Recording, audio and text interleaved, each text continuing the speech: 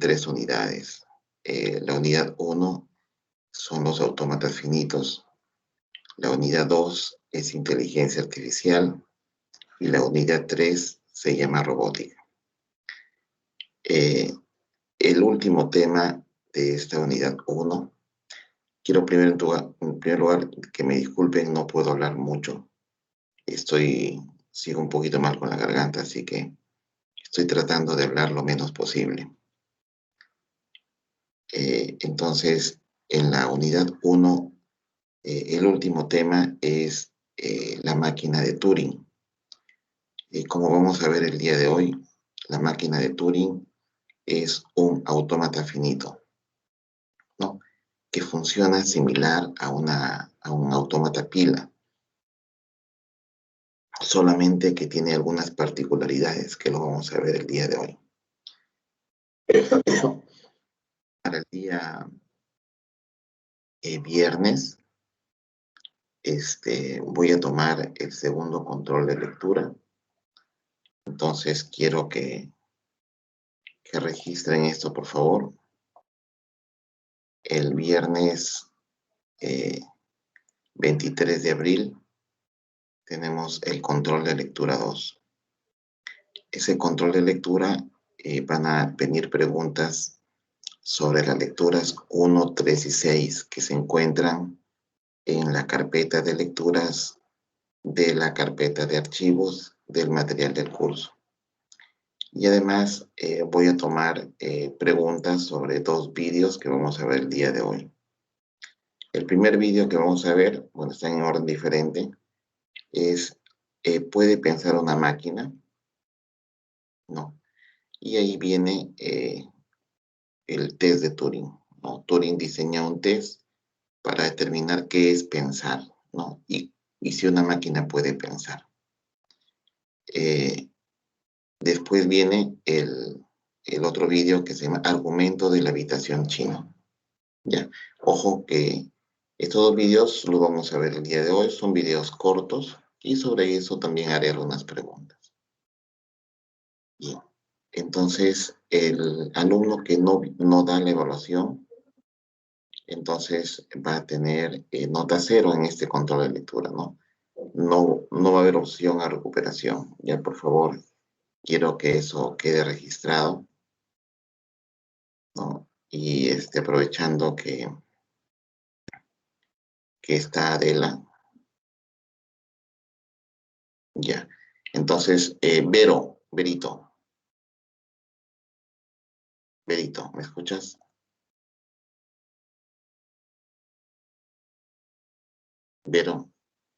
Verónica Varas, ya se fue ya. Siempre se va, Vero.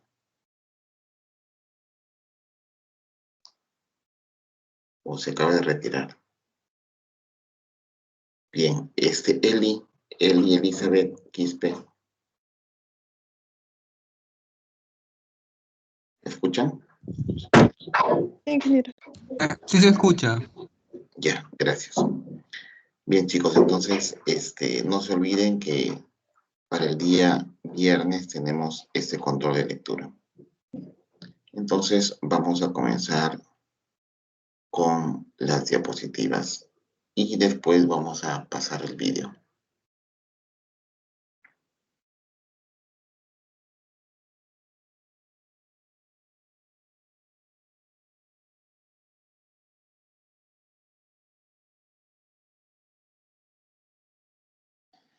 Muy bien. Entonces, la máquina de Turing, ¿no? Richard, ¿tú sabes quién fue Alan Turing? Richard Miguel. Sí, profesor. Bueno, es considerado el padre de la informática moderna, ¿no? Correcto. Fue un inglés que desarrolló la, el, el algoritmo de la máquina de Turing, bueno, es considerado como un algoritmo típico. Correcto. ¿Viste la película El Código Enigma? Sí la vi, pero no me acuerdo mucho Ya. Pero, Sobre la sí segunda, tiene relación con Turing, ¿no? Y claro. habla un poco de su vida y cómo apoyó también en la Segunda Guerra Mundial, creo. Sí, Una parte así. es una buena película, ¿no? Yo Ujú. recomiendo que la vean. Gracias, Richard, excelente.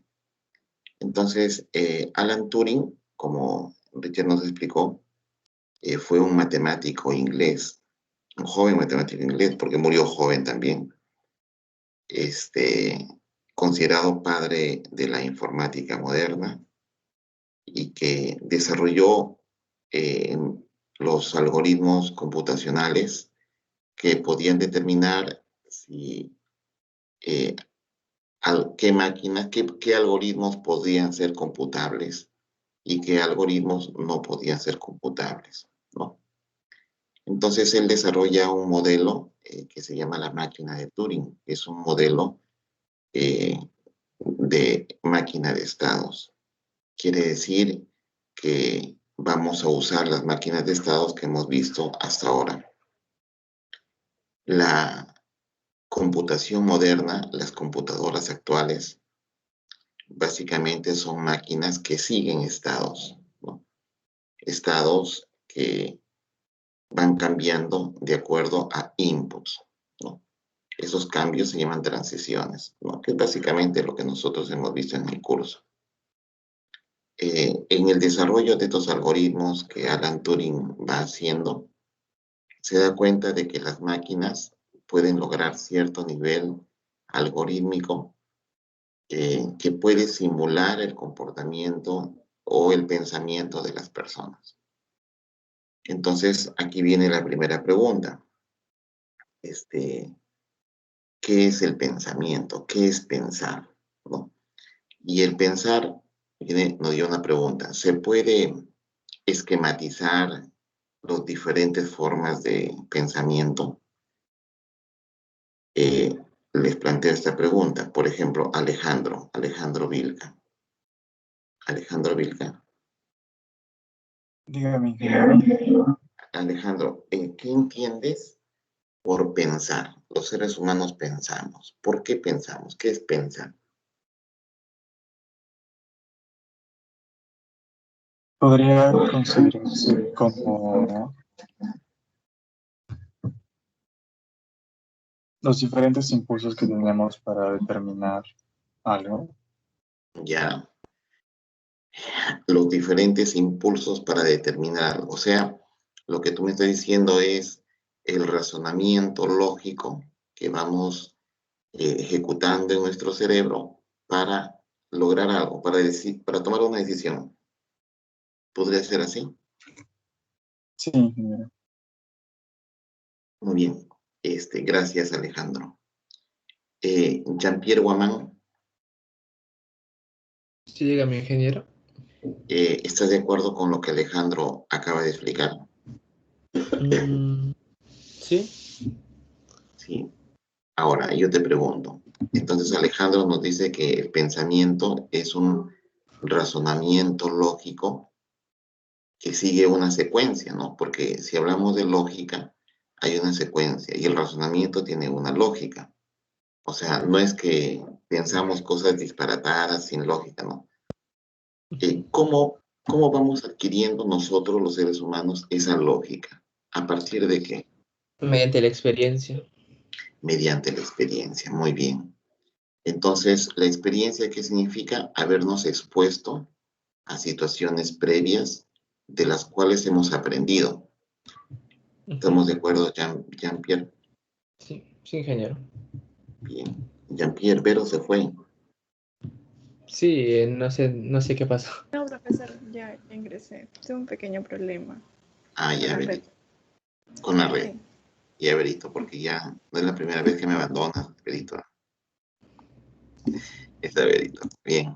Verito, estamos hablando del pensamiento. Ahora, el pensamiento entonces está relacionado a las experiencias previas. Significa que está relacionado al aprendizaje. O sea, nosotros vamos tomando decisiones, vamos pensando, tomando decisiones que son reglas lógicas a partir de la experiencia. La experiencia significa que hemos aprendido, ¿no? Si cometemos un error, pues la siguiente vez ya no lo cometemos porque aprendimos de esa primera experiencia. ¿Cómo definirías el aprendizaje, Vero? Mm, Creo que es algo, mm, ¿cómo lo definiría? Es,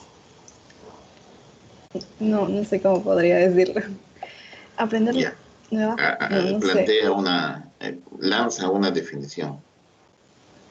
Hacer algo nuevo y que ya, cuando ya lo hacemos, pues ya sabemos cómo volverlo a hacer y si cometemos errores, pues podremos arreglarlo. Ya, Adquisición del conocimiento, se podría decir.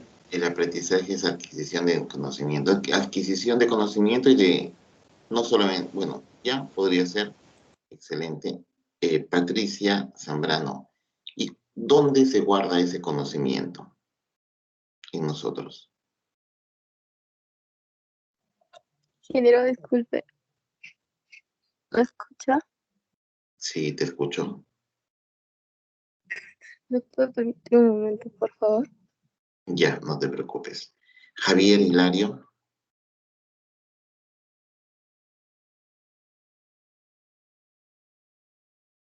¿estás ahí, Javier?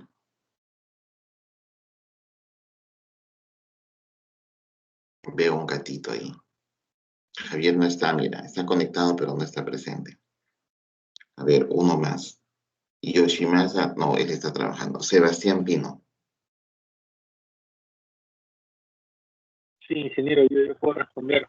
¿Escucha? A ver, dime, ¿qué es para ti el aprendizaje y dónde se almacena ese aprendizaje en los seres humanos?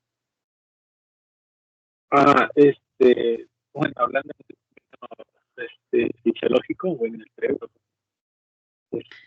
El cerebro, ¿no? En nuestro cerebro, en nuestro sistema nervioso, ¿no? En nuestras neuronas. O sea, las neuronas se van modificando, ¿no?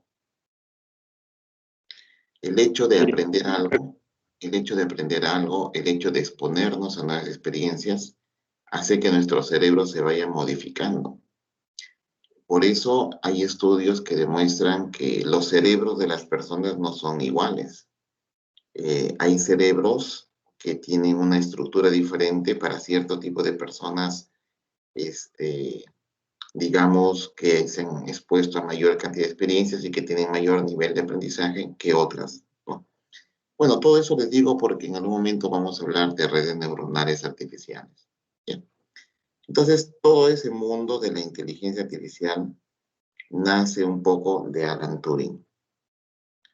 Bien, pero antes de Alan Turing, hubieron otros personajes, creo que marcaron la historia, ¿no?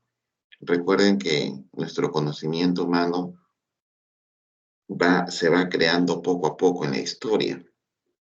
Entonces podemos ir cientos o miles de años atrás y hay personas que ya fueron desarrollando nuevas formas de pensamiento.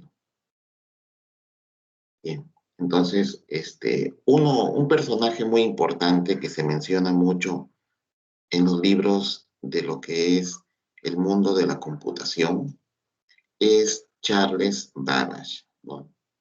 Estoy seguro que la mayoría de ustedes nunca ha escuchado de Charles Babbage. Pero bueno, tengan en cuenta que fue un personaje muy importante. Él él vive en el siglo XIX en Inglaterra, y si no me equivoco, él era profesor de la Universidad de Oxford, ¿no? O de Cambridge o de Oxford, de una de las dos. Y él, en esas épocas, estamos hablando de 1900, como matemático desarrollaba modelos matemáticos, ¿no? Para poder resolver ecuaciones o para resolver operaciones matemáticas. En el siglo XIX, las herramientas computacionales de cálculo no son las mismas de ahora. Si ahora queremos calcular el coseno de un ángulo, pues nos vamos a la calculadora y lo operamos. Si queremos encontrar el valor de un polinomio, Entonces entramos a una computadora, lo programamos, se calcula. Pero en el siglo XIX no existían estas herramientas de cálculo. Entonces, las construcciones, las edificaciones, siempre han necesitado de matemáticas, ¿no? Entonces, ¿cómo se hacían las operaciones matemáticas? Pues se hacían a partir de tablas, ¿no? Tablas en hojas, existían valores de tablas para cada valor de ángulo del coseno, ya se sabía su valor y se iba buscando en tablas. Pero esas tablas pues se obtenían a partir de operaciones matemáticas, de expresiones polinómicas, ¿no? Charles Babbage, como matemático, se dio cuenta que ese proceso de realizar operaciones matemáticas para el coseno, para el seno, la tangente, el logaritmo, etc., era un proceso repetitivo y mecánico, ¿no? De tantas veces que así se dio cuenta que se podía mecanizar. Entonces, ese proceso mecánico que se obtenía para encontrar los valores de ciertas operaciones matemáticas le permitieron pensar en que se podía crear una máquina que realice lo que él estaba haciendo, ¿no? Él hacía manualmente las operaciones. Dijo, voy a crear una máquina que haga lo que yo estoy haciendo, de tal manera que voy a automatizar el proceso de la obtención de números. Entonces Charles Babbage plantea un diseño que se llama la máquina diferencial. Esta máquina tiene su historia porque él lo diseña, ¿no? Lo pide a la universidad donde trabajaba que lo auspicie. La universidad le da un monto de dinero y después de 2 años no lo podía terminar. ¿Por qué? Porque en el diseño él requería cierto nivel de mucha precisión en las piezas de la máquina. Y la tecnología de esas épocas no permitía lograr esa precisión. Entonces, esa máquina quedó inconclusa. Ustedes dirán, profesor, pero ahí hay una foto. Esa foto es de una máquina que se creó, se construyó después por la misma universidad que trabajaba Charles Babbage. Pero él se dio cuenta que no lo podía construir, entonces, en ese proceso de construcción, de diseño, se dio cuenta que podía construir una máquina mejorada y crea la máquina analítica, ¿no? La máquina analítica, a diferencia de la máquina diferencial, ya permitía configuraciones diferentes. O sea, esta máquina se diseñaba solamente para cierto tipo de operaciones. Pero esta máquina, la máquina diferencial, que él solamente lo diseñó, ya permitía cambiar la configuración, cambiar algunos valores, y eso se podía colocar a través de ciertas tarjetas o mecanismos perforados que funcionaban como una especie de codificación de programa. Entonces, se dice que esta es una de las primeras máquinas programables. Obviamente, cuando hablamos de programable, no necesariamente estamos hablando de un lenguaje de programación como lo conocemos ahora. Esta máquina marca un hito respecto a las máquinas programables, a las máquinas computables. Entonces, bueno, muchos años después, en Londres se construye una réplica del modelo y se dieron cuenta que efectivamente funcionaba, ¿no? Ahí van a encontrar un link en la parte inferior sobre la vida de Charles Babbage, ¿no? Que es bien interesante. A medida comentario, ¿no? Charles Babbage, como le faltaba dinero para construir la máquina diferencial, se sacrificó por la ciencia y se casó con una millonaria, ¿no? Entonces la millonaria, el padre de la chica que eran millonarios, le da un dinero a Charles Babbage para que pueda desarrollar y diseñar su máquina analítica, ¿no? Entonces, bueno, él es uno de los personajes importantes dentro del mundo de la computación. Años después, Hermann Hollerith creó una máquina que se llama la máquina tabuladora. Esta máquina tabuladora, Richard, tú trabajas en IBM, me parece. Sí, ingeniero. Trabajo en No, tú trabajas en IBM. Tengo muy buenas referencias tuyas. Sé que eres un arquitecto. Tú me has comentado sobre eso. Sí, soy Entonces, tú arquitecto. debes haber escuchado de la Tabulating Machine Company. Sí, sí. Fue A ver, la, cuéntanos un poquito, por favor. Compártenos tu eh, experiencia. sí, o sea, en realidad fue un poco el inicio de lo que después se transformó en IBM, ¿no? Correcto. La International Machine Company. Muy bien, No, ¿no? International Business Company. Este, y sí, o sea, es uno de los primeros diseños de computadora que se hicieron. eh, bueno, esa es parte de la historia de IBM. Sí, muchas gracias, Richard. Sí, efectivamente, Hermann Hollerith diseña una máquina tabuladora. Mira, que él era ingeniero de minas, ¿no? En esas épocas no existían ingenieros de computación, ni de sistemas, ni la inteligencia artificial, ni nada de eso, ¿no? Él era ingeniero, pero una persona muy inteligente. ¿Y para qué diseña esta máquina? Para eh, el proceso de un censo que hubo en Estados Unidos 1890, como dice ahí. Entonces, en Estados Unidos se recopiló muchos datos del censo que se hizo. Ese censo que demoraba en procesar 10 años, ¿no? Que se hacía de manera manual, gracias a esta máquina se redujo a 6 semanas, ¿no? Entonces marcó un hito también en el desarrollo el procesamiento de datos. Y como dice Richard, nos dijo Richard, esta máquina, la Tabulating Machine Company, se convierte posteriormente en una empresa que se llama IBM, ¿no? Que todo el mundo sabe quién es IBM. IBM ha sido el gran impulsor de las computadoras en el mundo, ¿no?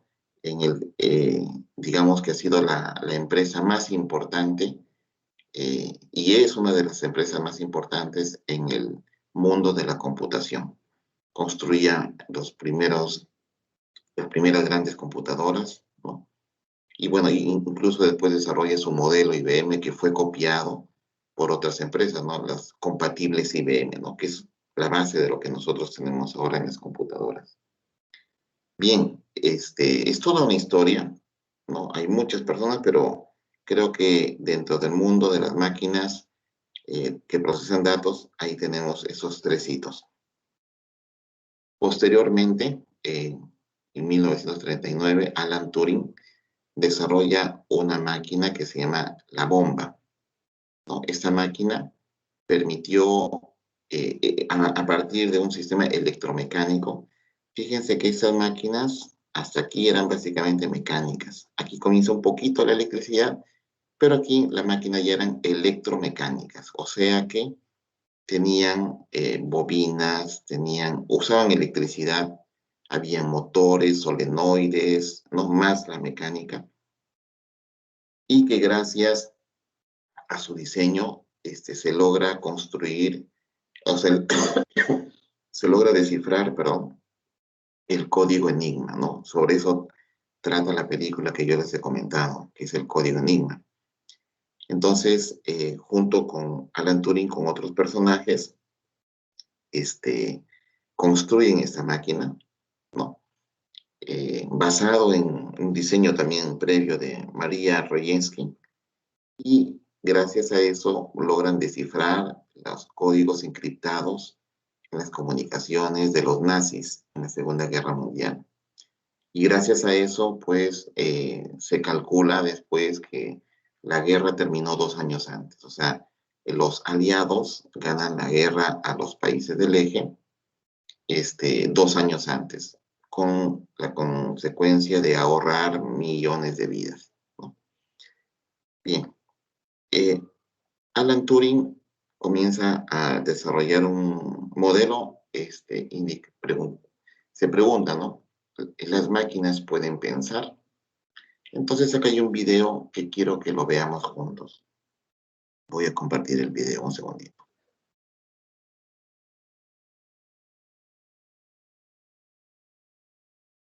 Por favor, no se vayan a dormir. Vero, ¿estás ahí? Sí, profesor. Ya, verito. A ver, un ratito. Estoy colocando el vídeo.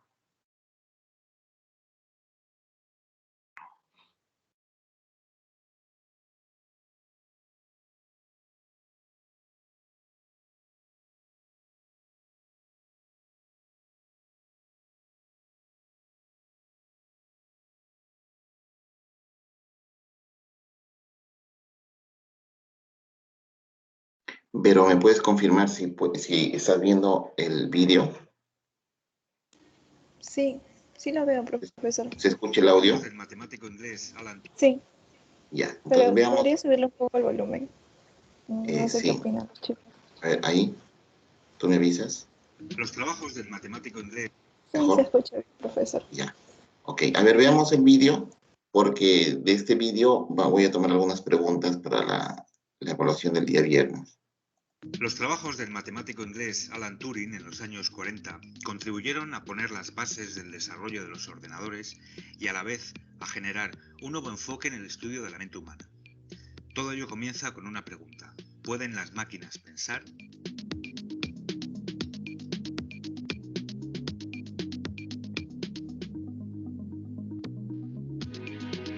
Turing considera que el término pensamiento es demasiado impreciso como para que sea posible responder de una forma directa a esta pregunta.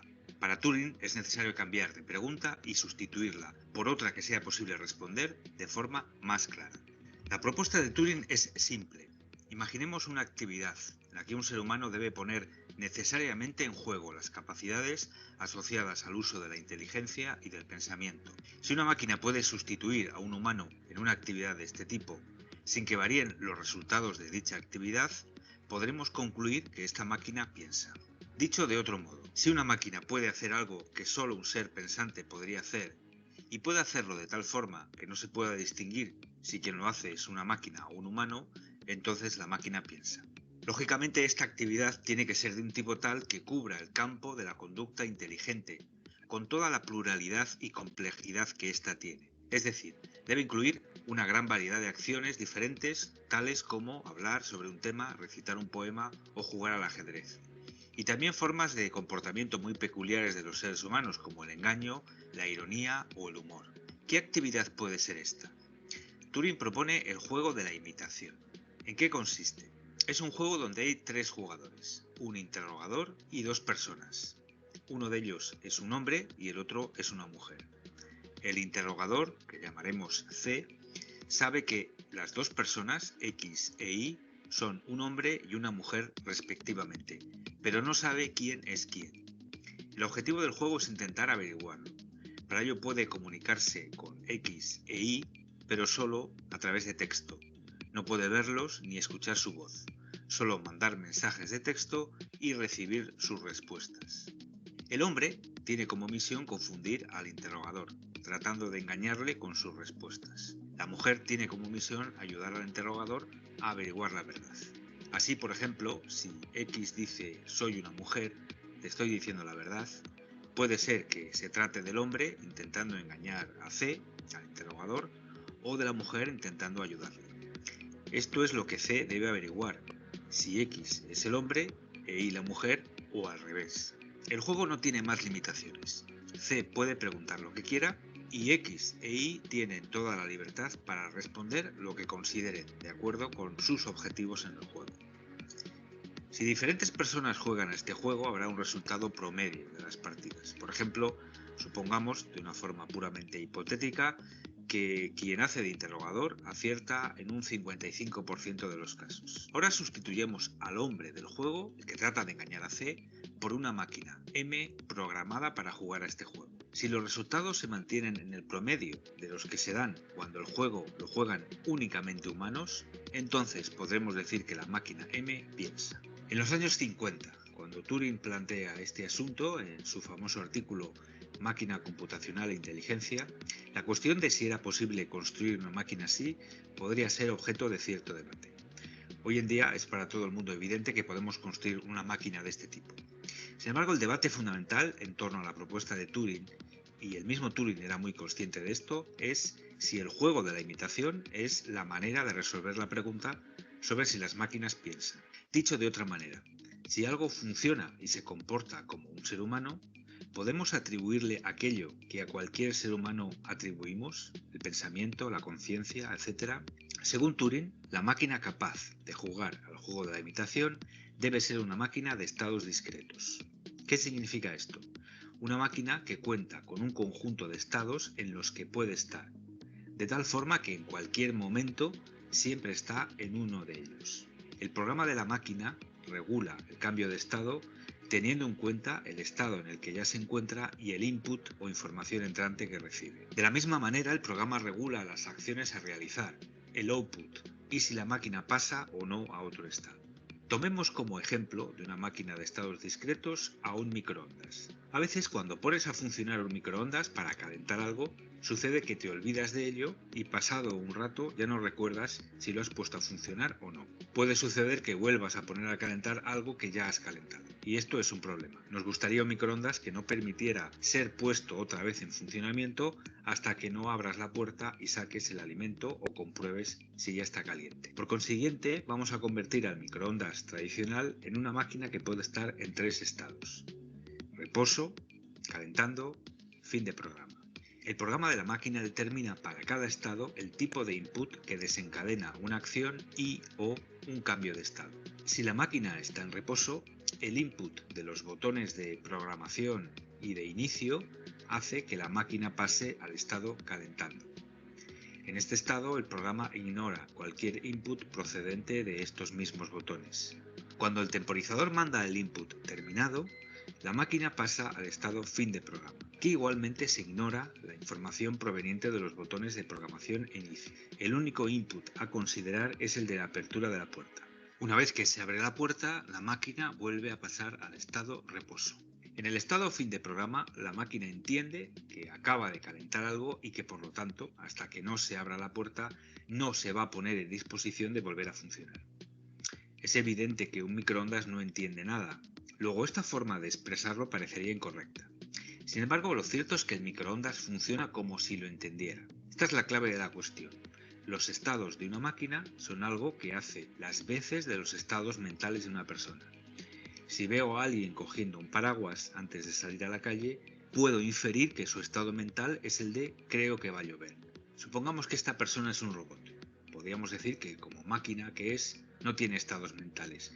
Sin embargo, la acción de coger un paraguas indica que está en un estado equivalente al estado que está una persona que piensa o que cree que va a llover.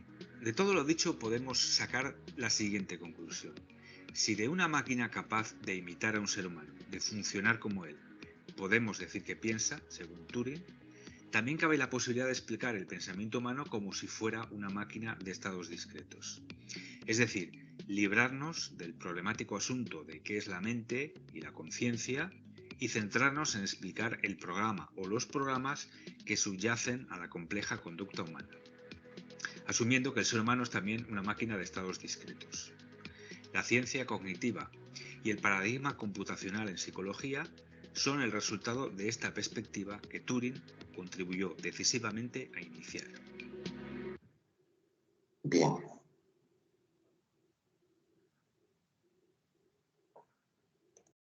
¿Se pudo ver bien el vídeo?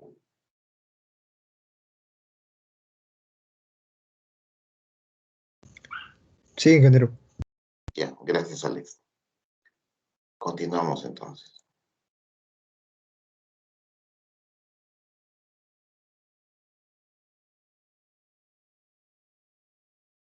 Bien, vamos a ver ahora otro vídeo que también habla sobre el tema de la toma de decisiones de las máquinas, ¿no?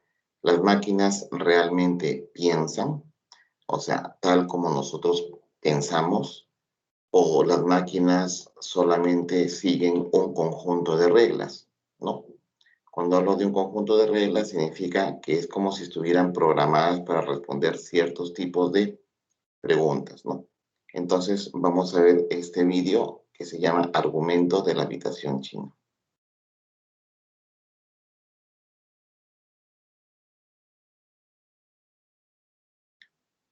A ver, un ratito.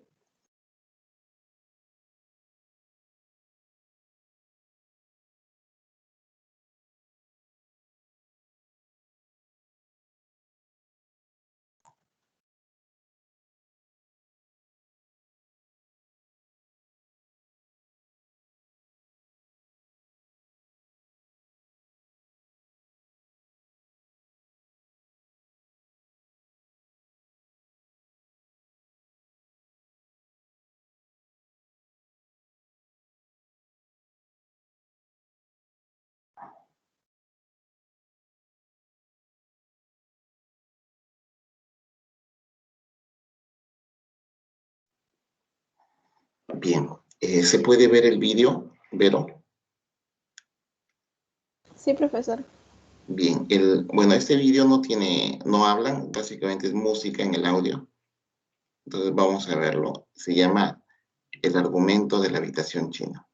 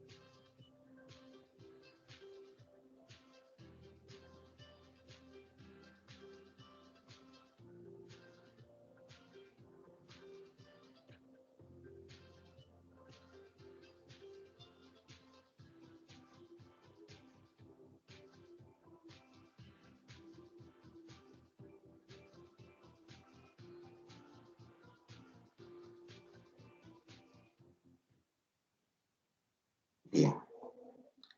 Entonces, ¿se entendió el vídeo? Sí. Sí.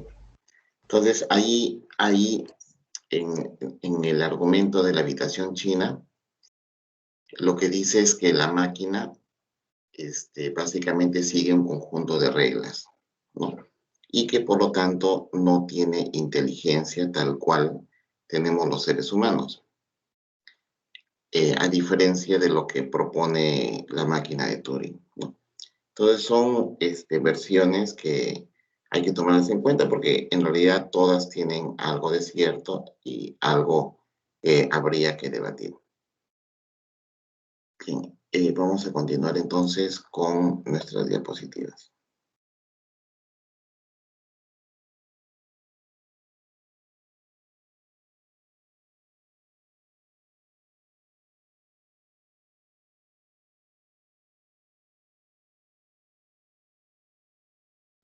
Disculpe, docente, ¿va a poder compartir esos enlaces? Es que el de la habitación china se tardaba en actualizar la imagen. Ah, ya. Sí, claro, ¿quién habla? Jair, ¿no? Sí. Sí, Jair, estas diapositivas están en la carpeta en archivos, ¿ya? Entonces, si tú abres estas diapositivas, ahí están los links.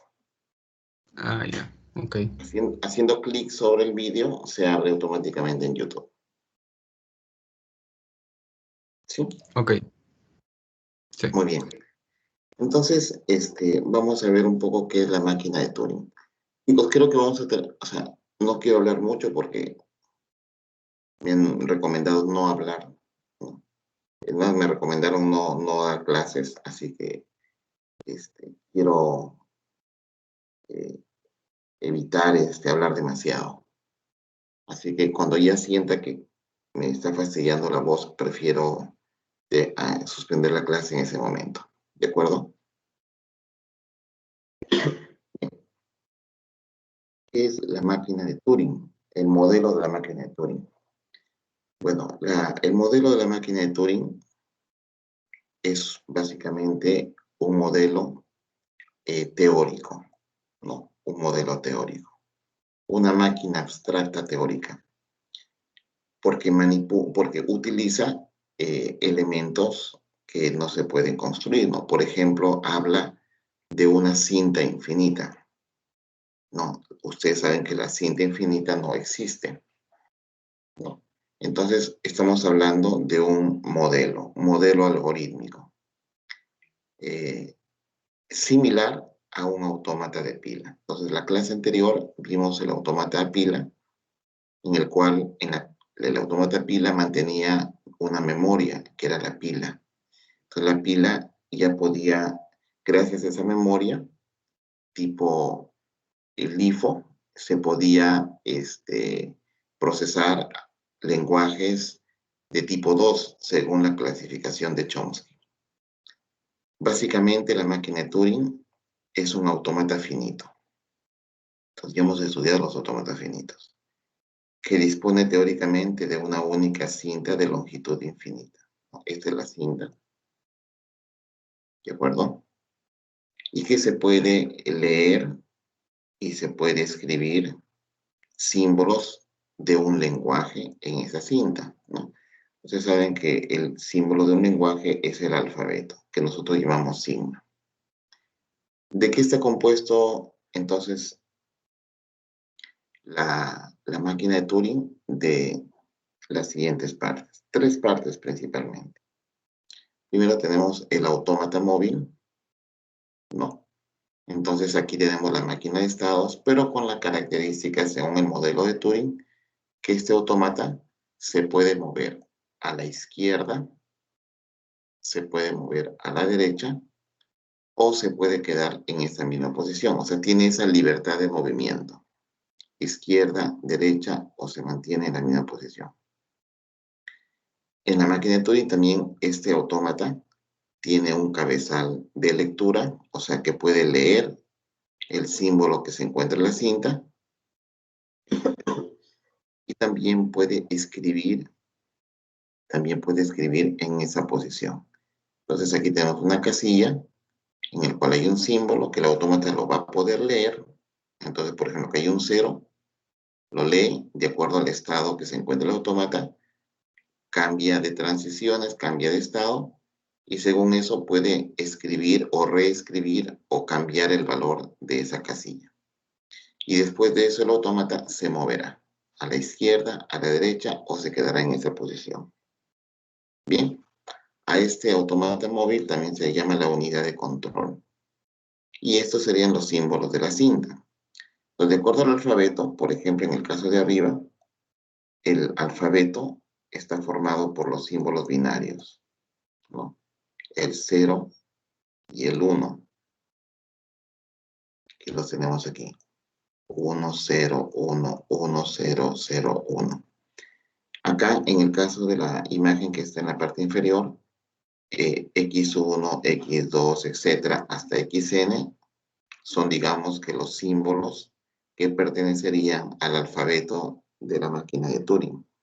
Y las casillas en blanco para indicarle a la máquina de Turing que está en una casilla en blanco, se denota con una letra. Normalmente es la B.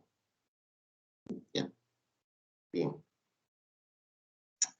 Para un poco graficar esto que les acabo de explicar del modelo de la máquina de Turing, encontré este vídeo. Este vídeo trata de simular el comportamiento de la máquina de Turing, solamente que tiene algunas diferencias, ¿no? En el modelo de Turing, quien se mueve es el autómata. En este video que vamos a ver, quien se mueve es la cinta. Entonces ahí hay una primera diferencia. Si bien es cierto, en este caso la cinta es estática, y quien se mueve es el autómata. En este caso, el autómata es estático y quien se mueve es la cinta. Sin embargo, el movimiento relativo es el mismo. ¿Sí? ¿Cómo va a leer aquí el autómata? Pues tiene una cámara que va a leer el símbolo de la cinta, ¿no? Y tiene también un plumón que va a escribir en el símbolo de la cinta. Y además, en la máquina de Turing, aquí vamos a ver en el bloque, hay te va indicando el número de pasos y en qué estado se encuentra el autómata móvil. ¿Ya? Entonces vamos a ver este vídeo. Un ratito lo voy a cargar.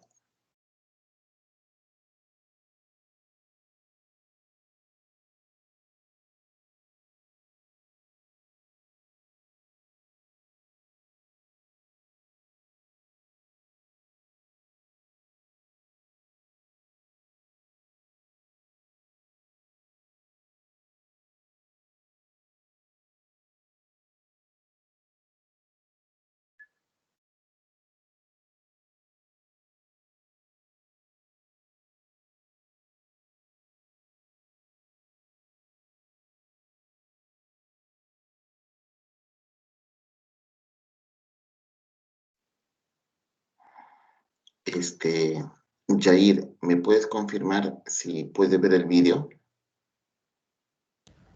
Es que mi internet es muy mala. Normalmente espero. Ya cargó. Ya, a ver qué dice. A Turing Machine. In Ok, the Classic Style por Mikey Davis. ok. Tu internet es malo, tú usas Wi-Fi. Sí, pero aunque use cable, me sale Igual, peor, no sé por qué. ¿así? Qué raro, se supone que la conexión por cable debe ser mucho mejor, ¿no? Yo le digo porque yo siempre tengo conectado mi laptop a un cable de red. Entonces eso hace que mi comunicación sea mucho más fluida. Solamente como una recomendación. A ver, vamos a ver esta máquina de Turing. My goal in building this project was to create a machine ¿Se escucha el audio? Sí, profesor. ¿Sí? ¿Quieren que le Sí, ponga subtítulos o no es necesario? creo que sí. Ya, verito, ¿no?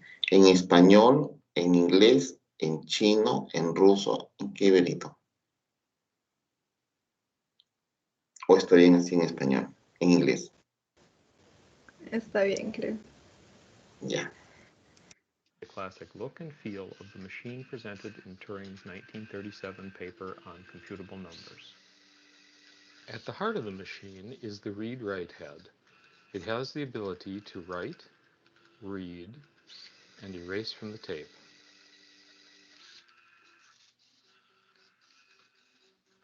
Writing on the tape is done with a standard fine point dry erase marker. The marker is moved in the y-axis with a servo. The transport of the tape provides the x-axis motion. The marker is lowered and lifted from the tape with an additional servo. Erasure of the tape is accomplished with a felt-covered cylinder. A small gearhead DC motor rotates the cylinder through a toothed belt and pulley system. The erase head is lowered and raised by a small pin in the base of the read-write head. This pin rides on a cam attached to a servo. To read the characters on the tape, a TSL 1401 line scan camera is used. This camera captures a single row of 128 grayscale pixels. By transporting the tape between scans, a complete character can be recognized. A bank of LEDs provides even illumination for the camera. This camera provides the only source of information the Turing program has for what is on the tape. The tape for the Turing machine is a 1,000-foot roll of white 35mm film leader. Motorized roll stands at either side of the read-write head automatically handle the tape. Transport of the tape is done with the cog at both ends of the read-write head. These cogs are moved with a stepper motor driving a tooth belt system.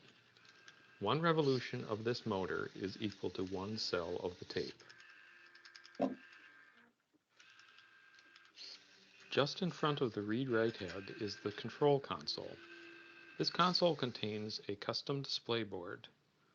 Mounted to the back of the display board is a second PC board containing a parallax propeller chip. The propeller chip provides all the control for the machine. Adjacent to the propeller board is a third PC board that provides power and control to the servos and motors. The control panel of the machine gives you access to all of its functions.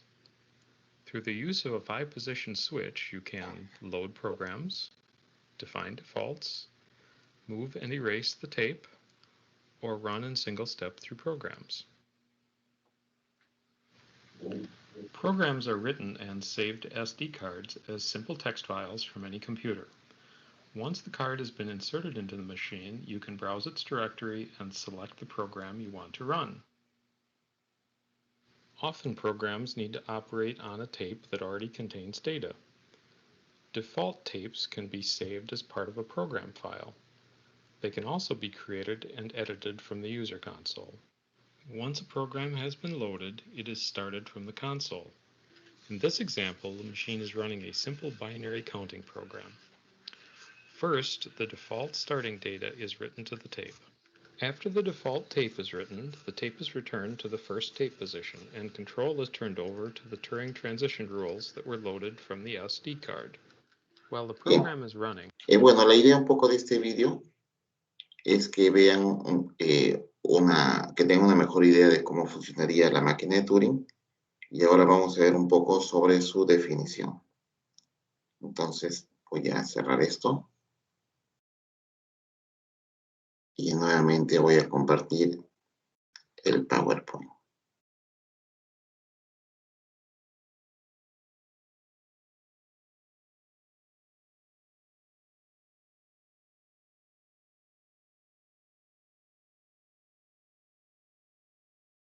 Bien. Adelita, ¿qué puedes ver? Se está viendo la PPT, profesor. Ya, ok, gracias. Entonces, a ver, a partir de lo que ya hemos visto, entonces, la máquina de Turing dice que es una máquina, es un móvil que va a cambiar de estados, ¿no? O sea, va a ser un autómata finito, ¿no? A cual se le llama la unidad de control, ¿no? Y el símbolo de cinta al que señala la cabeza del lector escritor. Entonces acá hay un símbolo de cinta. El autómata móvil puede tener movimiento, ¿no? Si estamos hablando de un autómata finito, significa que habrá cambios de estado. Los cambios de estado van a depender de lo que lea el cabezal de lectura, ¿no? También tendrá la opción de escribir, o sea, es un dispositivo de lectura y escritura, algún otro símbolo en la cinta, ¿no? Y además se moverá, ¿no? El cabezal de la cinta de manera obligatoria a la izquierda o a la derecha. O bueno, acá falta una opción más, que es que se quede en la misma posición. Entonces hay 3 tipos de movimientos: izquierda, derecha o se quede en la misma posición. Para la definición formal de la máquina de Turing, tenemos que definir ahora 7 campos, ¿no? Es un autómata, fíjense. Los 7 campos son los siguientes. El primero, que ya lo conocemos, que indica el conjunto de los estados de la máquina de estados.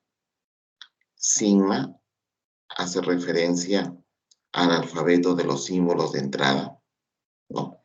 Quiere decir que cuando el autómata comienza a procesar la cadena dentro de la cinta, ya existen símbolos. Esos símbolos pertenecen a este sigma. Después, delta me indica las transiciones, ¿no? Las transiciones que van a haber dentro del autómata, ¿no? en el cual esto lo estoy dejando para después el RO. Ese delta me indica lo siguiente. Me dice, si estoy en el estado Q, ¿no? Y leo una X, no, si estoy en el estado Q y leo una X, entonces voy a cambiar el estado P. Voy a colocar en la cinta el valor de Y, o sea, si había X, le cambio Y, ¿no? Y me moveré en cierta dirección. Entonces, D puede ser L, de izquierda, left, R, right, de derecha, o E de equal en la misma posición. Entonces acá, en ese tercer campo, puede haber una L, una R o una E. Y después Y puede ser un símbolo de RO, ¿no? ¿Qué es el RO? RO viene a ser los símbolos que puede obtener, el alfabeto de los símbolos que puede tener la cinta después que se está procesando. ¿Ya? Entonces, sigma y RO son alfabetos. Sigma es el alfabeto inicial, que va a tener la cadena antes de que la máquina comience a funcionar, y RO me está indicando los símbolos que va a tener la cinta, ¿ya? Mientras se va procesando. Vamos a ver algunos ejemplos para que se entienda mejor. Q sub 0, ya sabemos que ese es el estado inicial con que parte el autómata móvil. B es el símbolo que se utiliza para indicar el espacio en blanco, ¿no? Acuérdense que les dije que la cadena a procesarse es de aquí hasta acá, ¿no? Pero a los símbolos que están en blanco se le va a denotar con la B, que indican que esas casillas están en blanco, para que el autómata pueda saber cuál es el inicio y el final de la cadena, evaluar. Y F pertenece al conjunto de estados de aceptación del autómata finito, del autómata móvil. Bien. Chicos, quiero, antes de entrar a estos ejemplos, quiero que nos quedemos aquí por hoy día. ¿No? Yo no quiero hablar más porque me estoy sobreesforzando y creo que no es bueno. No sé si ustedes tendrán alguna pregunta o consulta.